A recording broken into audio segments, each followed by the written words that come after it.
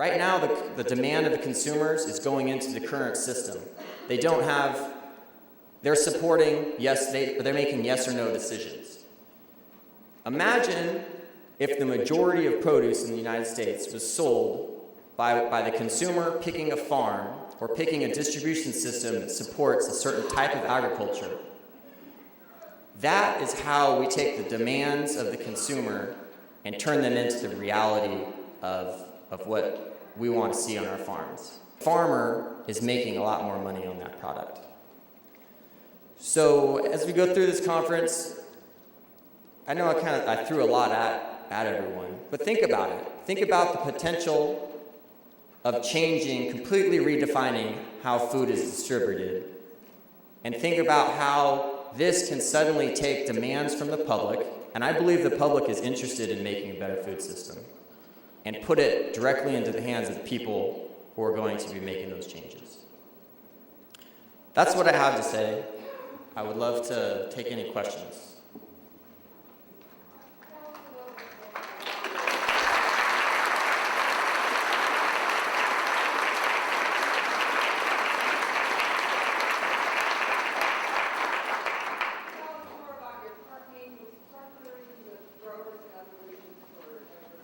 Right. So this is a new thing. Oh, sorry. So tell me more about the partnering with different growers in different regions. What we have done is we manage our farm as two companies, as a farming company and as a produce distribution company. And basically, Farm Fresh to You we deliver from Sacramento, San Francisco, and down to San Jose. And when we make the boxes, we call them boxes, we first look at what is available from our farm. We then look at what's available from farms next to us that maybe have something that we didn't plant or we planted at a different timing. We take that information and we decide, okay, these items are a good selection. In the summer, this is 100% of the box. In the summers in Cape, you can easily grow 10 different fruits, vegetables, and leafy greens to make a customer extremely pleased with their selection.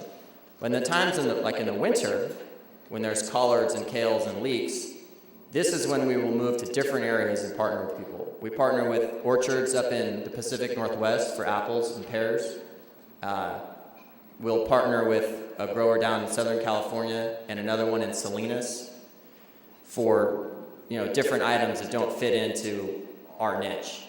Now, the potential of this food system that I'm talking about is that you could put it anywhere.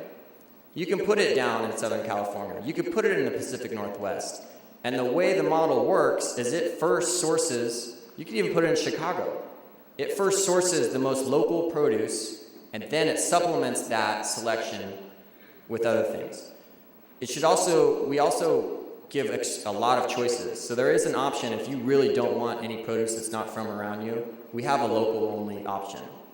And so this gives a consumer the ability to make a decision about how to spend all of their money on produce for the year that's easy for them to manage. And it's a key part of it is coupling with other people, otherwise you lose the selection and people start shopping at stores again.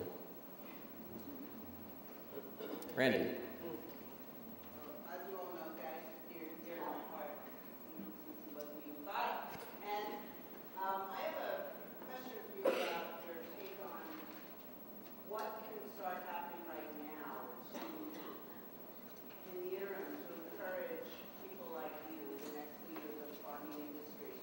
Should there be more organic majors? Should there be more courses in universities?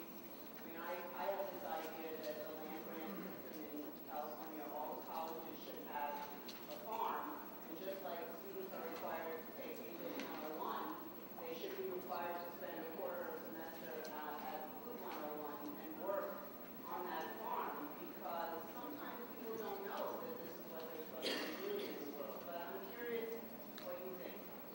So the question was, what can people do right now to begin to embrace this idea? Randy's suggestion was, at land grant universities, people having to take a quarter and working on a farm. It's a hard question. Obviously, I agree that universities can play a very key role in defining and getting people involved in this. I think that I'm gonna take for an example the person who is interested in farming but doesn't quite know how to do it.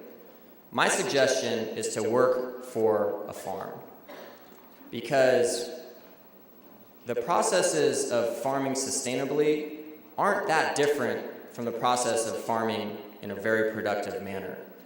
The management's completely different, but the tools are the same, the general knowledge is the same, the irrigation's the same.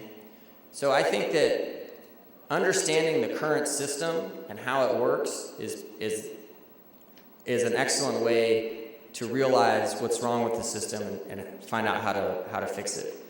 The other thing is I encourage people to, I think that getting a piece of land and starting to grow things and harvest them and sell them is what has gotten the industry to where it is, and that's going to continue to be a solution.